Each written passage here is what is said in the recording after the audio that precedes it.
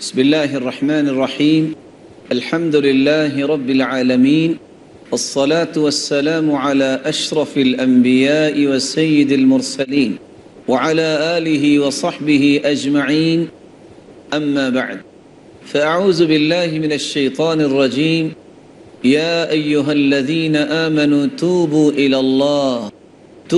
الله توبة نصوحا عسى ربكم أن يكفر عنكم سيئاتكم ويدخلكم جنات تجري من تحتها الأنهار يوم لا يخزي الله النبي والذين آمنوا معه نورهم يسعى بين أيديهم وبأيمانهم يقولون ربنا أتمم لنا نورنا واغفر لنا إنك على كل شيء قدير. ناظرین کرام، انسان غلطی کا پتلا ہے، انسان سے بھول ہو جاتی ہے، انسان سے کوتاہی ہو جاتی ہے۔ یہ اللہ کا احسان عظیم ہے کہ جس نے انسان کو یہ نعمت عطا کر دی کہ وہ بھول جانے کے بعد اپنے رب کے سامنے حاضر ہو کر، وہ بھول جانے کے بعد اپنے رب کے سامنے اس بات کا اعتراف کر لے تو اللہ رب العزت اس بھول کو معاف فرما دیتے۔ توبہ اور اس کی قبولیت کی شروط اور اس کی فضیلت۔ توبہ کیا ہے؟ التوبہ عربی زبان میں تاب یتوب توبا وتوبتا وتابتا ومتابا سے ہے، جس کا مطلب ہے گناہ کو چھوڑ دینا، جس کا مطلب ہے نادم اور پریشان ہونا، جس کا مطلب ہے متوجہ ہونا، جس کا مطلب ہے بخش دینا، جس کا مطلب ہے دوبارہ مہربان ہونا۔ انسان جب گناہ کرتا ہے، نادم اور پریشان ہو جاتا ہے اور قلب و قالب سے اللہ کی طرف متوجہ ہوتا ہے تو اللہ رب العزت دوبارہ اس پہ مہربان ہو جاتے ہیں اور اسے معاف کر دیتے ہیں۔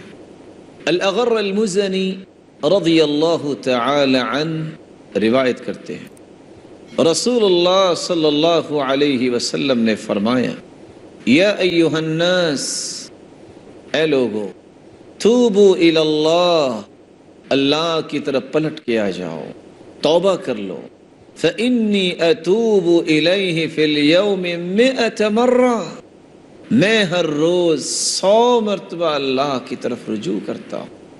سبحان اللہ، وہ ذات اطہر، وہ ذات مقدس جس جیسی ذات اللہ نے پیدا ہی نہیں کی، وہ اگر 100 مرتبہ توبہ کرتی ہے جس کا کوئی گناہ نہیں، تو آج انسان سے کتنی غلطیاں ہوتی ہیں، اس کو تو 100 سے بھی زیادہ مرتبہ روزانہ توبہ کرنی چاہیے۔ اور رسول اللہ صلی اللہ علیہ وسلم نے اس لیے فرمایا، انہ لیغان علی قلبی، میرے دل پر بھی پردہ اور بوجھ سا آ جاتا ہے، میں اس بوجھ کو کیسے دور کرتا ہوں؟ فاستغفر اللہ 70 مرہ، میں 70 مرتبہ استغفار کرتا ہوں مجلس میں بیٹھ کر۔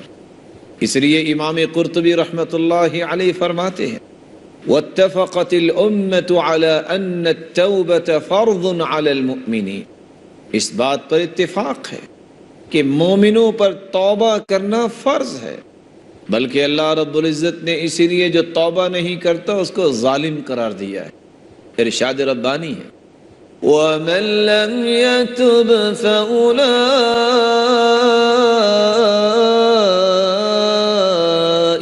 هُمُ الظَّالِمُونَ،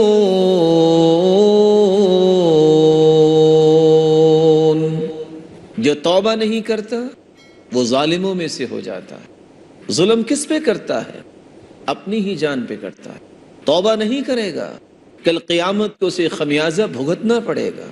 اور لقمان حکیم نے سچ کہا تھا اپنے بیٹے سے، بیٹا گناہ کرنا ہے، اگر جی چاہے تو کر لینا، لیکن اتنا گناہ کرنا جتنی سزا سہنے کی تیرے اندر طاقت ہے۔ بیٹے اگر گناہ کرنے کی تڑپ پیدا ہو جائے تو کر لینا، لیکن وہاں جا کے کرنا جہاں تیرا مالک نہ تجھے دیکھ رہا ہو۔ کہاں جائے گا؟ اگر گناہ کرنے کا شوق پیدا ہو جائے وہاں جا کے کرنا جہاں اللہ کی زمین نہ ہو، کہاں جائے گا؟ اس لیے رسول اللہ صلی اللہ علیہ وآلہ وسلم نے توبہ کی قبولیت کی شرائط کو بھی سمجھا دیا۔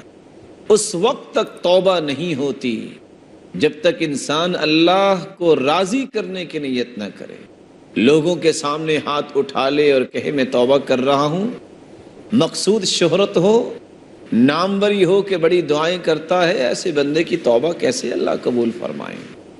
سب سے پہلی شرط یہ ہے خلوص نیت، اللہ کو راضی کرنا، اپنے گناہوں کو پاک صاف کروانا، اپنے گناہوں کو معاف کروانا۔ جب یہ انسان کی نیت ہوتی ہے تو پھر اللہ معاف کر دیتے ہیں۔ ان اللہ یقبل، رسول اللہ صلی اللہ علیہ وسلم کا فرمان ہے، ان اللہ لا يقبل من العمل الا ما كان له خالصا وابتغي به وجهه۔ اللہ رب العزت کے ہاں وہی عمل قابل قبول ہوتا ہے جو اللہ کی رضا کے لیے کیا جائے اور اسی کی رضا مقصود ہو۔ رسول اللہ صلی اللہ علیہ وسلم نے اخلاص کے بعد ایک ضروری بات بیان کر دی، فرمایا ان اللہ احتجر التوبہ عن کل صاحب بدعہ حتی یدعها۔ اللہ رب العزت اس بدعتی کی توبہ کو قبول ہی نہیں کرتے جب تک وہ بدعت کو چھوڑ نہیں دیتا۔ اور دوسری روایت کے لفظ ان اللہ احتجب التوبہ عن کل صاحب بدعہ، اللہ اس شخص کے سامنے پردہ لٹکا دیتے ہیں جو بدعت کا مرتکب ہوتا ہے۔ دوسرے لفظ میں اسے محمد مصطفیٰ کے طور طریقے پسند نہیں آئے، آپ کی ذات جس طرح بے مثال ہے آپ کے اقوال بھی بے مثال ہیں، آپ کی ذات جس طرح اعلیٰ ہے آپ کے اعمال بھی اسی طرح اعلیٰ ہیں۔ جو رسول اللہ صلی اللہ علیہ وسلم کے اقوال اور اعمال مبارکہ کو اہمیت نہیں دیتا، اللہ رب العزت کے ہاں اس شخص کی کوئی اہمیت نہیں۔ اخلاص اور بدعت سے دور ہونا، جب تک بدعت کو چھوڑ نہیں دیتا اس وقت تک اس کی توبہ کو قبول نہیں کیا جاتا۔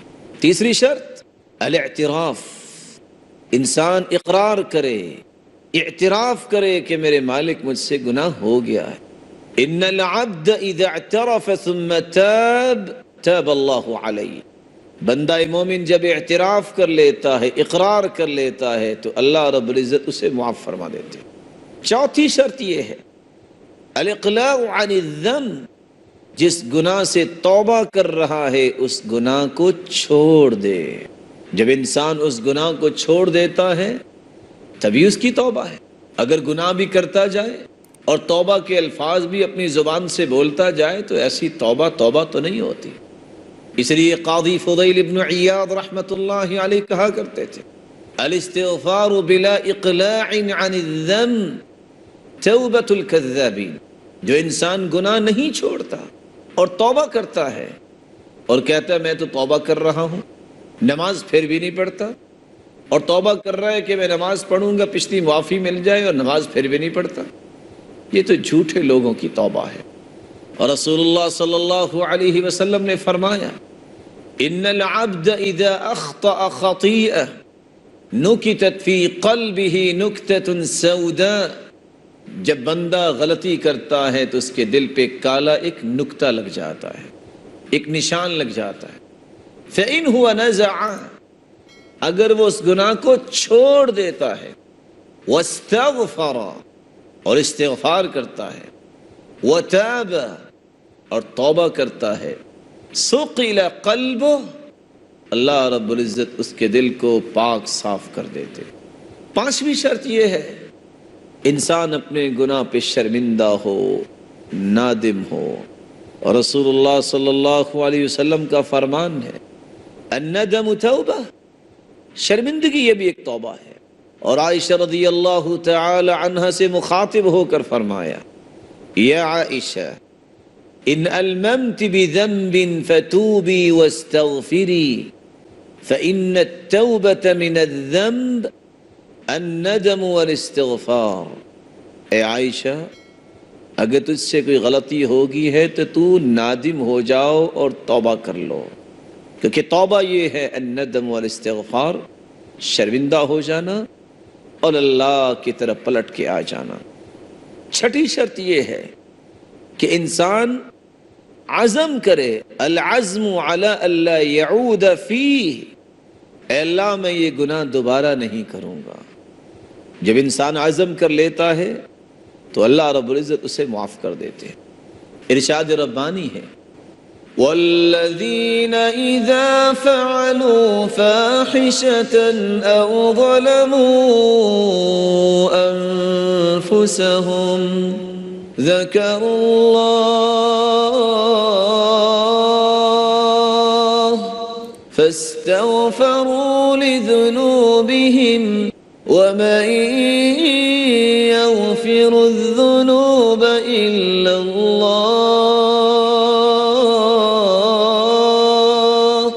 وَلَمْ يُصِرُّوا عَلَى مَا فَعَلُوا وَهُمْ يَعْلَمُونَ۔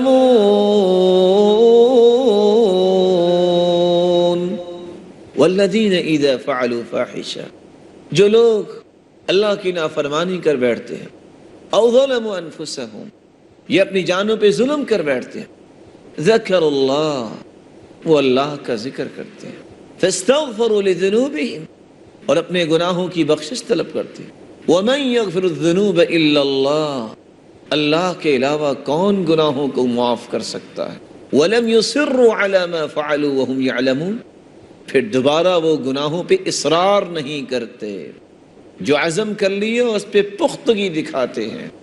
اللہ رب العزت ہمیں ان شرائط کو سمجھنے کی توفیق عطا فرمائے اور ہماری توبہ کو قبول فرمائے، ہمیں توبہ کرنے کی توفیق عطا فرمائے اور ہماری توبہ کو قبول فرمائے۔ ناظرین کرام، ابھی چند لمحات کا وقفہ ہوگا، وقفے کے بعد ہم دوبارہ آپ کی خدمت میں حاضر ہوں گے۔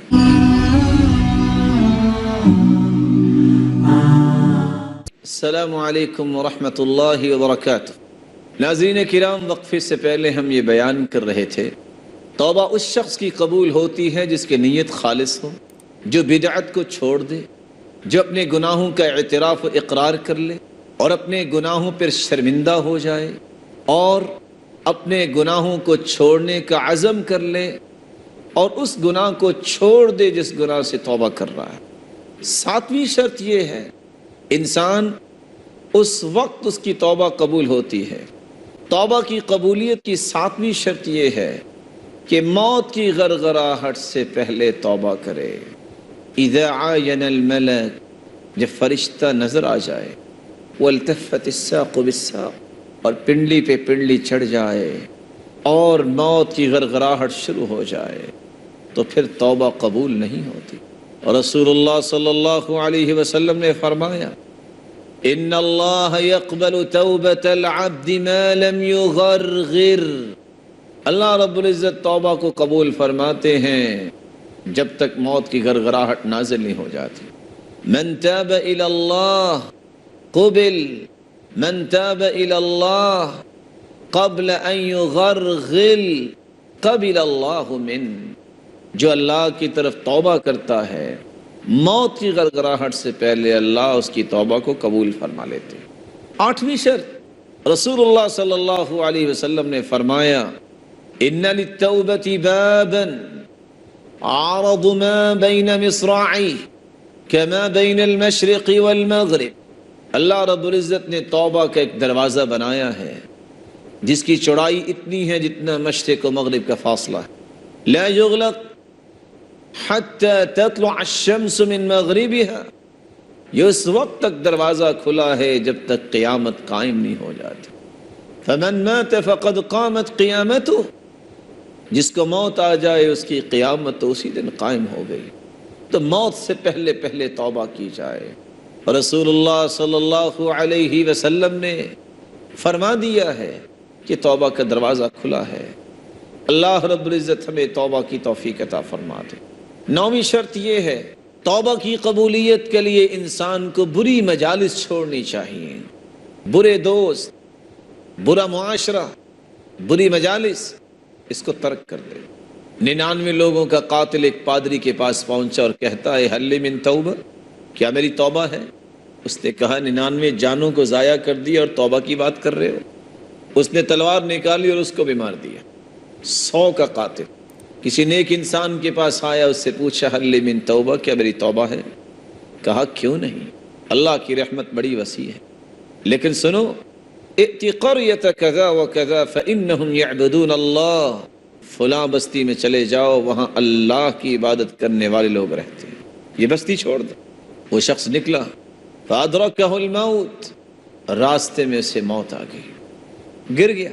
اللہ کے نورانی فرشتے آئے، اس کی روح قبض کی ملک الموت نے، اور وہ فرشتے جو اس روح کو جنت میں لے جانے والے تھے وہ بھی موجود ہیں، جو جہنم میں لے جانے والے وہ بھی موجود ہیں۔ فاختصمت الملائکہ، فرشتوں میں آپس میں جھگڑا ہوا، وہ کہیں یہ توبہ کر کے آیا ہے، اس کو جنت میں لے جانا ہے، دوسرے کہیں نہیں، اس نے کوئی عبادت تو کی نہیں ہے، یہ کیسے جنت میں جائے گا۔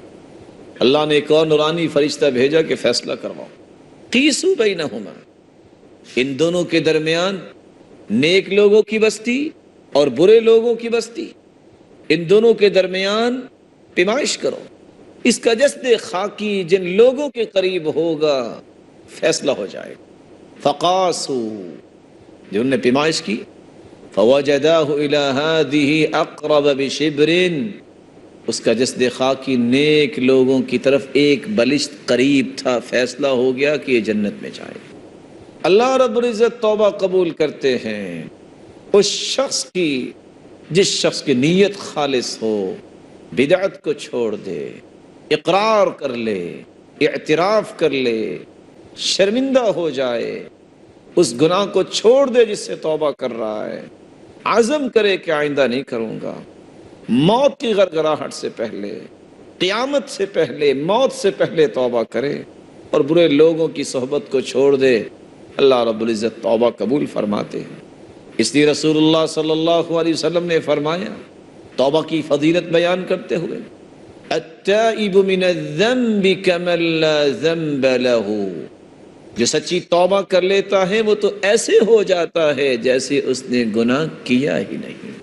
اور رسول اللہ صلی اللہ علیہ وسلم نے فرمایا ان الشیطان قال، شیطان کہنے لگا، وعزتک یا رب، تیری عزت کی قسم اے میرے رب، لا ابرح اغوی عبادک ما دامت ارواحهم فی اجسادهم، میں تیرے بندوں کو گمراہ کرتا رہوں گا جب تک وہ زندہ رہیں گے۔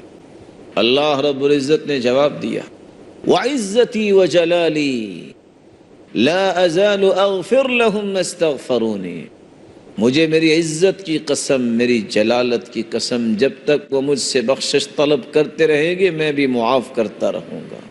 اور رسول اللہ صلی اللہ علیہ وسلم نے فرمایا ما من مسلم يدعو بدعوة ليس فيها اسم ولا قطيعة رحم إلا أعطاه الله إياه، إما أن يعجل له دعوته وإما أن يصرف عنه من السوء مثلها وإما أن يدخرها له في الآخرة۔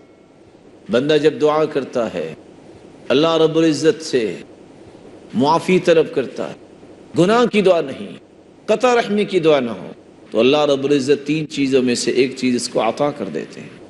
اللہ فوراً اس کی دعا کو قبول فرما لیتے ہیں، یا اس سے مصیبت کو ٹال دیتے ہیں، یا اس کے لیے قیامت کے دن کے لیے ذخیرہ کر لیتے ہیں۔ اور رسول اللہ صلی اللہ علیہ وسلم نے تو فرمایا ان صاحب الشمال ليرفع القلم 6 ساعات عن العبد المسلم المخطئ فإن ندم واستغفر الله منها ألقاها وإلا كتبت واحدة۔ اللہ رب العزت نے اپنے بندوں کے ساتھ کتنی رحمت کا معاملہ کیا۔